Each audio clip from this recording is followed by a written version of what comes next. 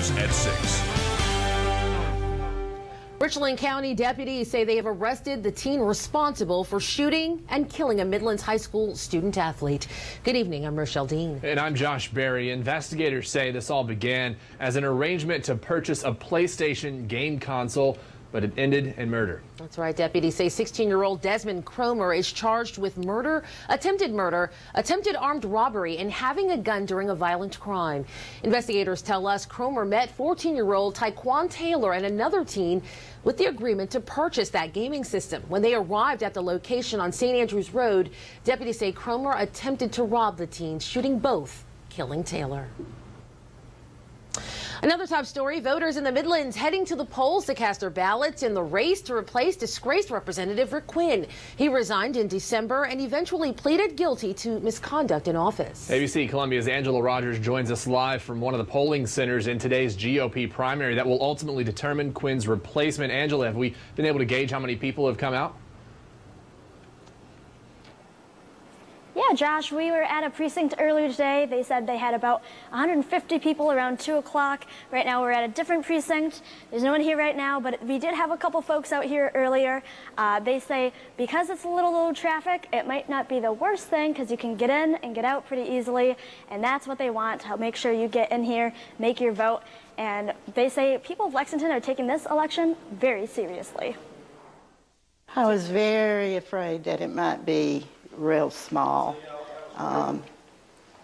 It's so easy sometimes just to let things slide thinking it'll come out good. It's important to do your civic duty and to vote in every election. Well, it's always important to vote because people died for us to be able to vote, so it is a privilege.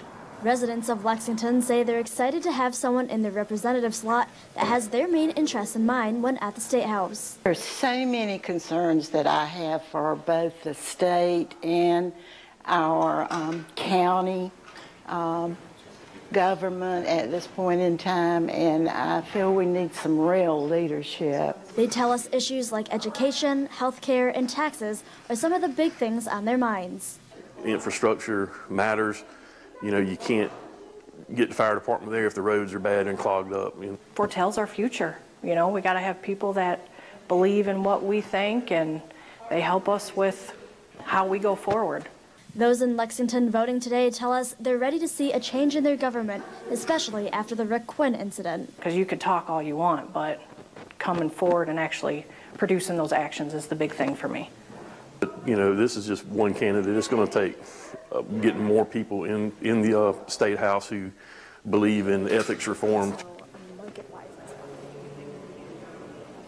Voting polls in District 69 close at 7. Make sure you get out, have your voice heard, and get one of these awesome stickers that say, "I voted." Put that on there proudly.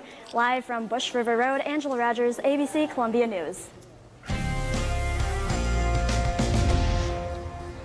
All right, thank you, Angela. Another beautiful day. At least the sun is shining, but the temperature definitely has changed out there. Yeah, and people out in Lexington had no excuse to get out. They at least couldn't use the weather as an excuse to not get out and vote. Chief Meteorologist John Farley joining us now to look at conditions. John? Beautiful night outside, no question there. Check it out. Looking across the street at the State House, a little bit of a breeze, that's it. And by the way, if you noticed earlier today, there was a little haze, smoke in the air. That was from a prescribed burn at Fort Jackson because, you know, definitely was hazy, certainly into the afternoon. Things have improved recently. Here you go. The temperatures now pretty close to the 50s for most of us, so it won't take long for all of us to get there if you're heading out this evening. Again, there's the wind coming out of the northeast. It's not terribly strong, but it will be in place all night long. Here's a look now at what's going to happen here this evening. Clear skies, 50s, pretty comfortable if you're going out. Next stop here takes us to the morning commute. It will be quiet. There'll be a few clouds starting to fill in at that time. Temperatures pretty run-of-the-mill, low 40s. So, yeah, a light jacket, I think, is what you'd need. And then tomorrow, we're going to see some showers. They'll arrive late. When I say late, I'm talking 3, 4, 5 in that time frame. But it will be clouding up the whole day through. Temperatures relatively warm still, mid-60s. Now, this first batch of rain, that's going to be, so we call it the appetizer. The main event will be in here Thursday. We'll cover that in just a few minutes. All right, John, thanks. Background checks for gun sales was the topic of discussion at the State House today as senators reviewed a bill that could change how things go down. That's right. ABC Columbia's Gabrielle Franklin spoke to lawmakers and ralliers about the change that's becoming a law. Enough is enough!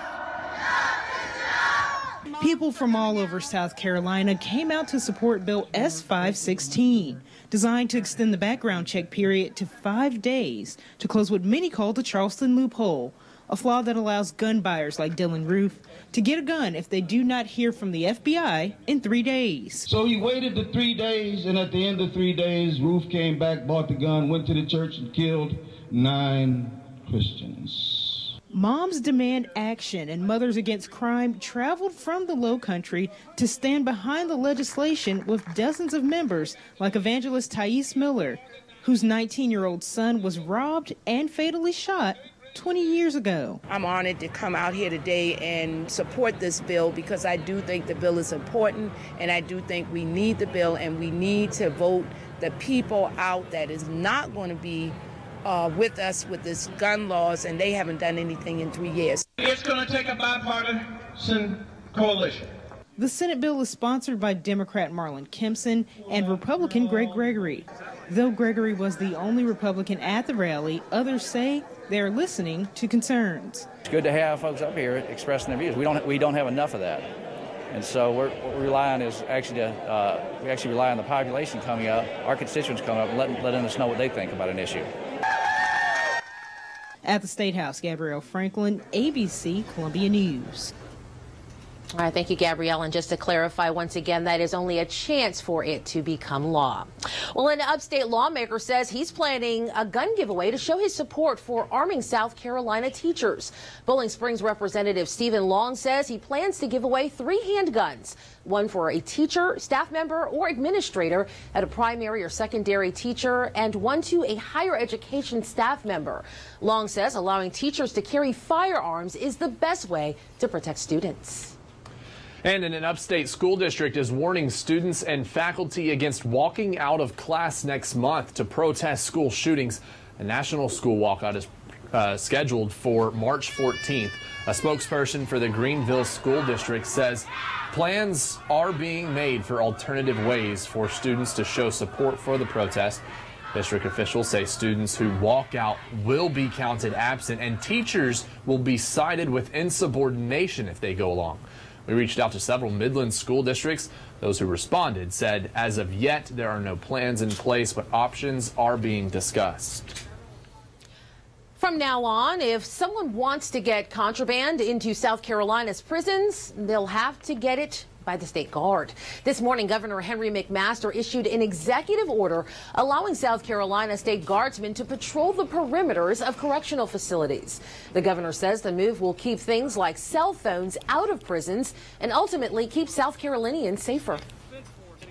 What we've done with the ingenuity of these leaders here is found a way to combine those assets to have even a more powerful presentation to make to keep the citizens of the state safe. There are 22 states that have a state guard, but I don't think there's another state that has the working relationship and the professional relationship and capacity that our state guard and our national guard. A spokesperson for the governor's office says similar partnerships with the Richland County and Lee County Sheriff's Office have resulted in more than 100 arrests. Up next, the NAACP says Myrtle Beach's racially divided bike weeks don't receive equal attention from law enforcement. Plus, SLED releases the dash cam video from the night a suspect was shot and killed by a Midlands deputy. It's all coming up next on ABC Columbia News at 6. We are live from Main and Gervais.